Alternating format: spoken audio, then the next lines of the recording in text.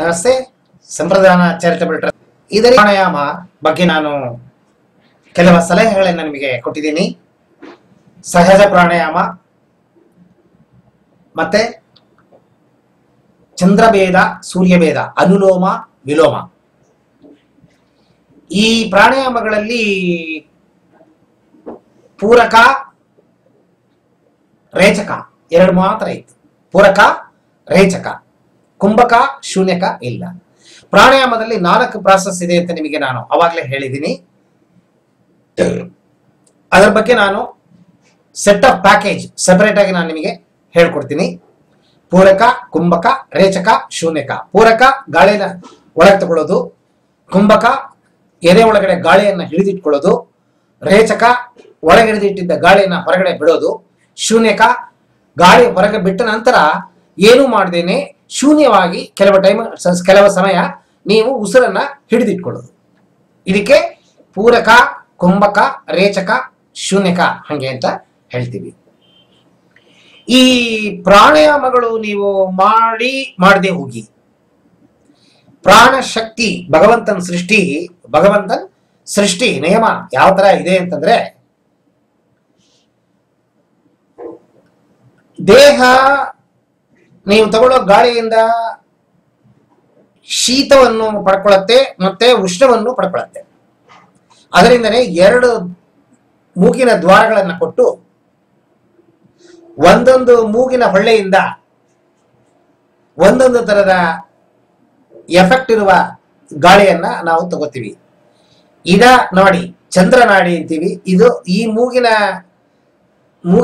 ಹೊಳ್ಳೆಯಿಂದ ನೀವು ಗಾಳಿ ತಗೋಬೇಕಾದ್ರೆ ಕೂಲಿಂಗ್ ಎಫೆಕ್ಟ್ ಅಲ್ಲಿ ದೇಹದ ಒಳಗಡೆ ಗಾಳಿ ಹೋಗುತ್ತೆ. ಇದು ಸೂರ್ಯ ಭೇದ, ಇದು ಸೂರ್ಯ ನಾಡಿ. ಅನುಲೋಮ ಇದು ಸೂರ್ಯ ನಾಡಿ. ಇದನ್ನ ಪಿಂಗಳ ನಾಡಿ ಅಂತ ಕರಿತೀವಿ. ಇದು ಇಡ, ಇದು ಪಿಂಗಳ ನಾಡಿ. ಸೂರ್ಯನ್ ಕ್ವಾಲಿಟಿ ಉಷ್ಣ, ಬಿಸಿ ಇರುತ್ತೆ. ಸೊ ಭಗವಂತನ ನಿಯಮ ಸೃಷ್ಟಿ ಹೇಗಿದೆ ಅಂತಂದ್ರೆ, 40 ನಿಮಿಷಕ್ಕೆ ಒಂದ್ಸತಿ ಮಾತ್ರ ಒಂದೊಂದು ಹೊಳ್ಳೆಯಿಂದ ನಾವು ಮೂಗಿಲಿಂದ ಗಾಳಿಯನ್ನ ತಗೋತೀವಿ. ಈ ಇಡ ನಾಡಿಯಲ್ಲಿ 40 ನಿಮಿಷ ತಗೊಂಡ್ರೆ ಕೂಲಾಗಿ, ಪಿಂಗಳ ನಾಡಿಯಲ್ಲಿ ಹಾಟ್ ಆಗಿ ತಗೋತೀವಿ. ಪಿಂಗಳ ನಾಡಿಯಲ್ಲಿ ಹಾಟ್ ಆಗಿ ತಗೊಂಡ್ರೆ 40 ನಿಮಿಷ ಆದ್ಮೇಲೆ ಪುನಃ ಈ ಇಡ ನಾಡಿಯಲ್ಲಿ ನಾವು ಕೂಲಾಗಿ ಪ್ರಾಣಶಕ್ತಿಯನ್ನ ದೇಹಕ್ಕೆ ಕಳಿಸ್ತೀವಿ. ಸೊ ಇದು ಜಾಸ್ತಿ ಉಷ್ಣ ಮತ್ತೆ ತಂಪು, ಉಷ್ಣ ತಂಪು, ಉಷ್ಣ ತಂಪು, ಹೀಗೆ ಮಾರಿ ಒಳಗಡೆ ಹೋಗ್ತಿರುತ್ತೆ. ಆಯ್ತು, ಅದರಿಂದ ಬ್ಯಾಲೆನ್ಸ್ ಆಗುತ್ತೆ, ನಿಮ್ಮ ದೇಹದಲ್ಲಿ ಬ್ಯಾಲೆನ್ಸ್ ಆಗುತ್ತೆ. ಆದ್ರೆ ನೀವು ಪ್ರಾಣಶಕ್ತಿಯನ್ನು ತಗೋಬೇಕಾದ್ರೆ ಇದು ನೋಡಿ, ಪ್ರತಿಯೊಂದು ಒಂದಕ್ಕೊಂದು ಕನೆಕ್ಷನ್ ಇದೆ. ಮಾನಸಿಕವಾಗಿ ಅಥವಾ ದೈಹಿಕವಾಗಿ ಪಾಸಿಟಿವ್ ಆಗಿ ಇರ್ಬೇಕು ನೀವು. ಮಾನಸಿಕವಾಗಿ ನೆಗೆಟಿವ್ ಆಗಿ ಎಮೋಷನ್ಸ್ ಏನಾದ್ರು ಬಂದಾಗ ಆಟೋಮೆಟಿಕ್ಕು ನಿಮ್ಮ ಶ್ವಾಸ ಏರುಪೇರಾಗುತ್ತೆ, ನೀವು ತಗೊಳ್ಳೋ ಗಾಳಿ ಏರುಪೇರಾಗಿ ಹೋಗುತ್ತೆ. ಆ ಏರುಪೇರಾದಾಗ ಏನಾಗುತ್ತೆ ಅಂತಂದ್ರೆ, ಈ ನೆಗೆಟಿವಿಟಿ ಜಾಸ್ತಿ ಆದಾಗ ಕೂಲಿಂಗಿಗಿನ್ನ ಹಾಟೇ ಜಾಸ್ತಿ. ನೆಗೆಟಿವ್ ಆಗಿ ಥಿಂಕ್ ಮಾಡ್ತೀವಿ ನೋಡಿ, ಎಮೋಷನ್ಸ್ ನೆಗೆಟಿವ್ ಆಗಿ ಬಂದಾಗ ನಿಮಗೆ ಉಷ್ಣ, ಅದರಿಂದನೇ ಬೆವರೋದು, ಆನ್ಸೈಟಿ, ಗಾಬರಿ ಆಗಿ ಹೋಗುತ್ತೆ, ಭಯ, ಭೀತಿ, ಹೆದರಿಕೆ, ಇದೆಲ್ಲ ಇದ್ದಾಗ ಏನಾಗುತ್ತೆ ಅಂತಂದ್ರೆ ಪರ್ಸ್ಪರೇಷನ್ ಅಂತಾರೆ ಇಂಗ್ಲಿಷ್ ನಲ್ಲಿ, ಬೆವತು ಸುರಿಯುತ್ತೆ ಮೈಯೆಲ್ಲ. ಕಾರಣ ದೇಹದಲ್ಲಿ ಉಷ್ಣವಾದ ಗಾಳಿ ಶಕ್ತಿ ಹೋದಾಗ ಆ ರಕ್ತ ಸಂಚಲನ ಸ್ಪೀಡ್ ಜಾಸ್ತಿ ಇರುತ್ತೆ, ಹಾರ್ಟ್ ಬೀಟು, ಮತ್ತೆ ಗಾಳಿ ಬಿಸಿ ತಗೋತೀವಿ, 2 ಹೋಗಿ ಉಷ್ಣ ಹೊರಗಡೆ ಬರುತ್ತೆ. ಅದರಿಂದನೇ ಬೆವರೋದು. ಜಾಸ್ತಿ ದೇಹನ ಉಷ್ಣ ಆಗಾಕೆ ಬಿಡಬಾರದು. ಅದರಿಂದನೇ ಯೋಗದಲ್ಲಿ ಶೀತಳಿ ಪ್ರಾಣಾಯಾಮ ಹಾಗೆ ಅಂತ ಒಂದು ಕಂಡಿಡಿದ್ದಾರೆ. ಶೀತ ಹಾಗೆ ಅಂದ್ರೆ ಗೊತ್ತು ನಿಮಗೆ. ಶೀತಳಿ ಹಾಗೆ ಅಂತಂದ್ರೆ ಶೀತ, ತಂಪು ಮಾಡೋ ಪ್ರಾಣಾಯಾಮ. ನೋಡಿ, ಸಾಧಾರಣವಾಗಿ ನಾವು ಈ ಪ್ರಾಣಾಯಾಮಗಳನ್ನ ಬೇಕಷ್ಟು ವಿಧಾನಗಳಿದೆ. ಭಸ್ತ್ರಿಕಾ, ಕಪಾಲಭಾತಿ, ಉಜ್ಜಯಿ, ಈ ತರ ವೆರೈಟಿ ಬೇಕಷ್ಟು ಪ್ರಾಣಾಯಾಮಗಳನ್ನು ಕಂಡಿರ್ತಾರೆ. ಮುದ್ರಾ ಪ್ರಾಣಾಯಾಮ. ಈ ಪ್ರಾಣಾಯಾಮಗಳನ್ನು ಮಾಡಿದಾಗ ದೇಹ ಉಷ್ಣ ಆಗುತ್ತೆ. ಯಾಕೆಂತಂದ್ರೆ ಸಾಧಾರಣವಾಗಿ ನಾವು ತಗೊಳ್ಳೋ ಗಾಳಿಯಿಂದ ಜಾಸ್ತಿ ಫ್ರಿಕ್ಷನ್ ಆಗೋದಿಲ್ಲ. ಆದ್ರೆ ಈ ಗಾಳಿನ ಜಾಸ್ತಿ ನಾವು ಸ್ಪೀಡ್ ಆಗಿ ತಗೊಂಡಾಗ ಉಜ್ಜತ್ತೆ. ದೇಹದಲ್ಲಿ ಇರುವ ಪಾರ್ಟ್ಗಳು ಮತ್ತೆ ಗಾಳಿ ಈ ತರ ಉಜ್ಜಿದಾಗ ಅಲ್ಲಿ ಉಷ್ಣ ಪ್ರೊಡ್ಯೂಸ್ ಆಗುತ್ತೆ. ಪ್ರಾಣಾಯಾಮ ಮಾಡಿದ ತಕ್ಷಣ ಉಷ್ಣ ಜಾಸ್ತಿ ಆಗುತ್ತೆ ದೇಹದಲ್ಲಿ. ಯಾರು ಪ್ರಾಣಾಯಾಮ ಮಾಡ್ತಾರೆ ಅವ್ರ ದೇಹ ಉಷ್ಣ ಜಾಸ್ತಿ ಆಗುತ್ತೆ. ಆ ಉಷ್ಣ ಜಾಸ್ತಿ ಆಗೋದ್ರಿಂದನೇ ಅವರಿಗೆ ರೋಗ ಬರೋದಿಲ್ಲ. ಅಗ್ನಿ, ಬೆಂಕಿ, ಜಠರ ಅಗ್ನಿ ಹಿಂಗಂತೀವಲ್ವಾ, ಹೊಟ್ಟೆನಲ್ಲಿ ಈ ಅಗ್ನಿ ಕುಂಡ ಸೇರುತ್ತೆ. ನೀವು ತಗೊಳ್ಳೋ ಗಾಳಿ ಎಲ್ಲ ಬಿಸಿ ಬಿಸಿ ಬಿಸಿ ಬಿಸಿ ಬಿಸಿಯಾಗಿ ಒಳಗಡೆ ಕನ್ವರ್ಟ್ ಆಗಿ ನಿಮ್ಮ ಜಠರ ಅಗ್ನಿನಲ್ಲಿ ಸೇರುತ್ತೆ. ನಿಮ್ಮ ಜೀರ್ಣಕ್ರಿಯೆ ಪಕ್ಕ ಸರಿಯಾಗಬೇಕು ಅಂತಂದ್ರೆ ಈ ಪ್ರಾಣಾಯಾಮ, ನೀವು ಯಾವುದೇ ಪ್ರಾಣಾಯಾಮ ಮಾಡಿದ್ರು ಅಲ್ಲಿ ಸ್ಟೋರ್ ಆಗಿರೋ ಆ ಬೆಂಕಿಯಿಂದ, ಮತ್ತೆ ನೀವು ತಗೊಳ್ಳೋ ಆಕ್ಸಿಜನ್ ಅದು ಉರಿಯತ್ತೆ. ಉರಿದು ಅದು ಬೆಂಕಿಯಾಗಿ ಅದು ಎನರ್ಜಿ ಆಗಿ ಕನ್ವರ್ಟ್ ಆಗಿ ದೇಹಕ್ಕೆ ಬೇಕಾಗಿರೋ ಎನರ್ಜಿನ ಕೊಡುತ್ತೆ. ಅದು ಉರಿದಾಗ್ಲೇನೆ ಕಾರ್ಬನ್ ಡೈಆಕ್ಸೈಡ್. ಎಲ್ಲಿಂದ ಬಂತು ಕಾರ್ಬನ್ ಡೈಆಕ್ಸೈಡು? ನೀವು ತಗೊಳ್ಳೋ ಫುಡ್ಡು, ಕಾರ್ಬೋಹೈಡ್ರೇಟು ಮತ್ತೆ ಆಕ್ಸಿಜನ್ನು ಮತ್ತೆ ಕಂಬಷನ್ ಎರಡು ಸೇರಿ ಬಿಸಿ ಬೆಂಕಿಯಿಂದ ಉರಿಯತ್ತೆ. ಎಲ್ಲಿಂದ ಬಂತು ಬೆಂಕಿ? ಈ ಪ್ರಾಣನೇ. ಈ ತಗೊಳ್ಳೋ ಪ್ರಾಣ ಒಳಗಡೆ ಹೋಗಿ ಉಜ್ಜಿ ಕಂಬಷನ್ ಆಗಿ ಉರಿಯತ್ತೆ. ಉರಿದು ಅದು ಬೆಂಕಿಯಾಗಿ ಕನ್ವರ್ಟ್ ಆಗಿ ಎನರ್ಜಿ ಆಗುತ್ತೆ.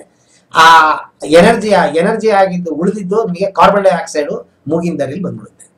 ಹೀಗೆ ಪ್ರಾಸೆಸ್ ಇದೆ. ಸೊ ಇಷ್ಟೊಂದು ಯಾಕೆ ಹೇಳ್ತೀನಿ ಅಂತಂದ್ರೆ, ದೇಹದಲ್ಲಿ ಉಷ್ಣಾಂಶ ಜಾಸ್ತಿ ಆದಾಗ ಪ್ರತಿ ಸತಿ ನೀವು ಏನೇ ಪ್ರಾಣಾಯಾಮ ಮಾಡಿ ಕೊನೆಯಲ್ಲಿ ಮುಗಿಸ್ಬೇಕಾದ್ರೆ ಈ ಪ್ರಾಣಾಯಾಮ ಮಿನಿಮಮ್ ಒಂದು 5 ರಿಂದ 10 ಸತಿ ಮಾಡಿದ್ರೆ ಪ್ರಾಣಾಯಾಮದಿಂದ ಆಗಿರುವ ಉಷ್ಣ, ಏರುಪೇರಾದ ಉಷ್ಣ ಬ್ಯಾಲೆನ್ಸ್ ಆಗೋಗುತ್ತೆ. ಸೊ ಪ್ರತಿಯೊಂದಕ್ಕೂ ನೋಡಿ, ನಾವೇನ್ ಮಾಡ್ತೀವಿ, ಸಿಕ್ಕಾಪಟ್ಟೆ ತಿಂತೀವಿ, ತಿಂದ್ಬಿಟ್ಟು ಒಂದು ಟ್ಯಾಬ್ಲೆಟ್ ಹಾಕೊಂಡ್ಬಿಡ್ತೀವಿ ಅರಿಲಿ ಅಂತ. ಹಂಗೆ ಈ ಪ್ರಾಣಾಯಾಮ ಬೇಕೇ ಬೇಕು ಮನುಷ್ಯನಿಗೆ. ಎನರ್ಜಿ, ಹೈ ಎನರ್ಜಿ ಸಿಗುತ್ತೆ. ಅದು ಮಾಡಿದಾಗ ಉಷ್ಣ ಜಾಸ್ತಿ ಆಗೋಗುತ್ತೆ. ಉಷ್ಣ ಬೇಕು, ಜಾಸ್ತಿ ಉಷ್ಣ ಆಗ್ಬಿಟ್ರೆ ಅದನ್ನ ಬ್ಯಾಲೆನ್ಸ್ ಮಾಡೋದಕ್ಕೆ, ಕಾಂಪನ್ಸೇಟ್ ಮಾಡೋದಕ್ಕೆ ಈ ಶೀತಳಿ ಪ್ರಾಣಾಯಾಮನ ಕಂಡುಹಿಡಿದಿದ್ದಾರೆ. ಇದು ಮಾಡೋದು ಹೇಗೆ ಅಂತಂದ್ರೆ, ಸಾಧಾರಣ ಎಲ್ಲಾ ಪ್ರಾಣಾಯಾಮಗಳು ನಾವು ಮೂಗಿನಿಂದ ಗಾಳಿ ತಗೊಂಡು ಮೂಗಿನಿಂದ ಬಿಡ್ತೀವಿ. ಇದು ಬಾಯಿನಿಂದ ಗಾಳಿ ತಗೊಂಡು ಮೂಗಿನಿಂದ ಬಿಡೋದು. ನಾಲಿಗೆ ಎಲ್ರಿಗೂ ಮಡಿಸಕ್ ಬರುತ್ತೆ.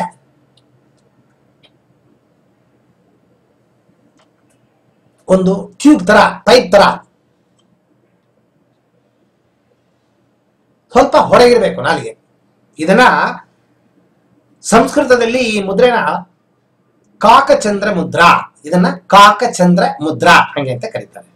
ಇದನ್ನ ಕಾಕಚಂದ್ರ ಮುದ್ರಾ ಅಥವಾ ಕಾಗೆಯ ಮೂಗು, ಕಾಗೆಯ ಮೂಗಿನ ಮುದ್ರಾ ಹಂಗೆ ಅಂತ ಕರೀತಾರೆ.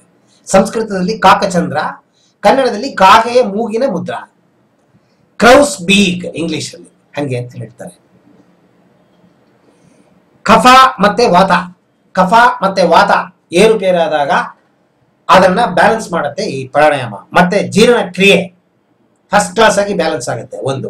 ಎರಡನೇದು, ಅತಿ ಊಟ, ಸಿಕ್ಕಾಪಟ್ಟೆ ತಿನ್ನೋ ಅಭ್ಯಾಸ ಇರುತ್ತೆ ಕೆಲವರಿಗೆ, ತಿನ್ನೋ ಹುಚ್ಚು ಅಂಥದ್ದವ್ರು ಈ ಪ್ರಾಣಾಯಾಮನ ರೆಗ್ಯುಲರ್ ಆಗಿ ಮಾಡಿದ್ರೆ ಆ ತಿನ್ನೋ ಹುಚ್ಚು ಕಡಿಮೆ ಆಗುತ್ತೆ. ತಿನ್ನೋ ಹುಚ್ಚು ಹೊಟ್ಟೋಗುತ್ತೆ ನಿಮ್ಮಿಂದ, ಅಷ್ಟು ಶಕ್ತಿ ಇದೆ ಇದಕ್ಕೆ. Okay right. ಈಗ ನಾನು ಒಂದ್ಸತಿ ಮಾಡಿ ತೋರಿಸ್ತೀನಿ. ಯಾವುದೇ ಪ್ರಾಣಾಯಾಮ ಮಾಡೋದಾದ್ರೆ ನಿಮಗೆ ಬೆಸ್ಟ್ ಪೋಸ್ಚರ್ ವಜ್ರಾಸನಲ್ಲಿ ಕುತ್ಕೋಬೇಕು. ನೀವು ಕೈಗಳನ್ನ ಪ್ರಾಣಾಯಾಮ ಮುದ್ರಾ, ಚಿನ್ಮುದ್ರಾ ಹಾಕೊಂಡು ಹಿಂಗೆ ಆಕಾಶ ನೋಡಂಗೆ ಇಟ್ಕೊಂಡು ಬೆನ್ನನ್ನು ಸ್ಟ್ರೈಟ್ ಆಗಿ ಇಟ್ಕೊಂಡು, ನಾನು ಕಣಕ ತೆಗೆದುಬಿಡ್ತೀನಿ, ಕಣ್ಣನ್ನ ಮುಚ್ಕೋಬೇಕು, ಮುದ್ರೆ ಹಾಕೋಬೇಕು. ಹೀಗೆ ನೋಡಿ,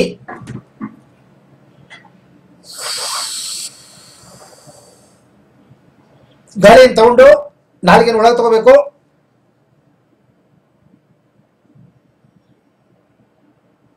ತಲೆಯನ್ನು ಬೆಂಡು ಮಾಡಿ ಎಷ್ಟೊತ್ತು ಉಸಿರನ್ನ ಹಿಡಿದಿಡಕ್ಕಾಗುತ್ತೆ ನಿಮ್ಮ ಎದೆನಲ್ಲಿ ಅಷ್ಟೊತ್ತು ಹಿಡ್ಕೋಬೇಕು. ತಲೆಯನ್ನು ತೆಗಿಬೇಕು, ಮೂಗಿಂದ ಬಿಡ್ಬೇಕು ಗಾಳಿನ. ಗಾಳಿಯನ್ನ ಜೋರಾಗಿ ಫೋರ್ಸ್ ಆಗಿ ಒಳಗೆ ಎಳ್ಕೋಬೇಕು. ಬಿಸಿಲು ಹೊಡಿತೀವಿ ನೋಡಿ, ಶಿಲ್ಪಿ ಹೊಡಿತೀವಿ ಹೊರಗಡೆ ಹೊಡಿತೀವಿ ಫ್ಯೂ ಅಂತ, ಅದನ್ನ ಒಳಗೆ ಎಳ್ಕೋಬೇಕು ಗಾಳಿ. ನೋಡಿ, ಗಾಳಿ ಊದಬಾರ್ದು, ಹೊರಗಿರೋ ಗಾಳಿಯನ್ನ ಫೋರ್ಸ್ ಆಗಿ ಒಳಗೆ ಎಳ್ಕೋಬೇಕು. ಇದನ್ನ ಈ ಕತ್ತನ್ನ ಹಿಂಗ ಬೆಂಡ್ ಮಾಡ್ತೀವಲ್ವಾ ಗಾಳಿ ತಗೊಂಡ್ಮೇಲೆ, ಜಲಂಧರ ಬಂದ ಹಂಗೆ ಹೇಳ್ತೀವಿ, ನೆಕ್ ಲಾಕ್. ಈ ನೆಕ್ ಲಾಕ್ ಮಾಡಿದಾಗ ಏನಾಗತ್ತೆ ಅಂತಂದ್ರೆ ಸ್ಪೈನಲ್ ಕಾರ್ಡು ರಿಲೀಸ್ ಆಗುತ್ತೆ. ಈ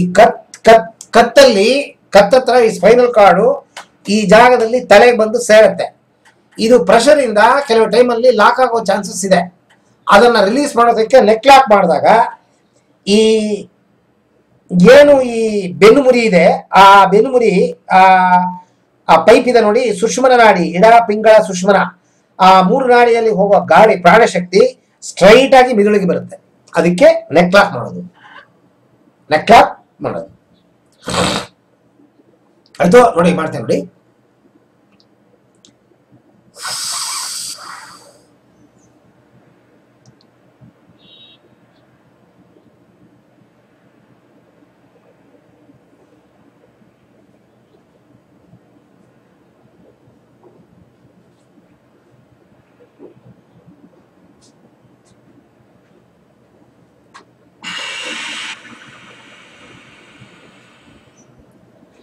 ಗಾಳಿಯನ್ನು ಬಿಡಬೇಕಾದ್ರೆ ಕಣ್ಣನ್ನ ಓಪನ್ ಮಾಡಿ.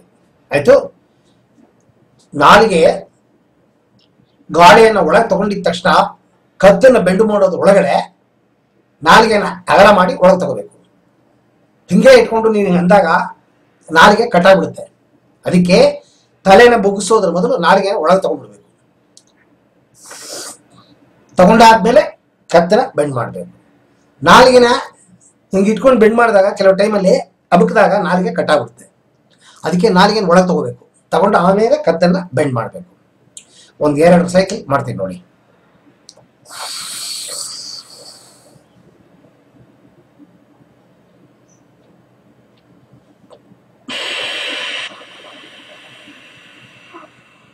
ಕಿಬ್ಬೊಟ್ಟೆನ ಚೆನ್ನಾಗಿ ಹಿಂಡಿ ಗಾಳಿನ ಹೊರಗೆ ಬಿಡಬೇಕು.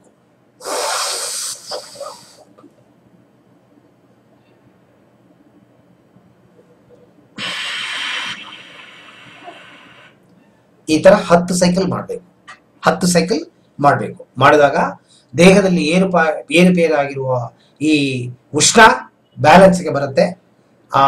ನಿಮಗೆ ಬಾಯಿ ಹುಣ್ಣು ಬರೋದು, ಲೂಸ್ ಮೋಷನ್ ಆಗೋದು, ಮತ್ತೆ ಹೊಟ್ಟೆ ಉರಿ, ಎದೆ ಉರಿ, ಉಷ್ಣದಿಂದ ಆಗುವ ತಾಪತ್ರಯಗಳು ಏನೇನಿದೆ ಎಲ್ಲ ಪರಿಹಾರ ಆಗುತ್ತೆ. ಪ್ರಾಣಾಯಾಮ, ಪ್ಯಾಕೇಜ್ ಆಫ್ ಪ್ರಾಣಾಯಾಮ ಮಾಡಿ ಮುಗಿದ ನಂತರ ಕೊನೆ ಪ್ರಾಣಾಯಾಮವಾಗಿ ಇದನ್ನ ಇಟ್ಕೋಬೇಕು. ಓಕೆ, ನೆಕ್ಸ್ಟ್ ನಾನು ಕಪಾಲಭಾತಿ, ಬೆಂಕಿ ಉತ್ಪಾದನೆ ಹೇಗೆ ಮಾಡುವುದು ಅನ್ನೋದನ್ನ ನಿಮಗೆ ಕಪಾಲಭಾತಿ ಪ್ರಾಣಾಯಾಮದಲ್ಲಿ ತೋರಿಸ್ಕೊಡ್ತೀನಿ ನೆಕ್ಸ್ಟ್ ವಿಡಿಯೋಲಿ.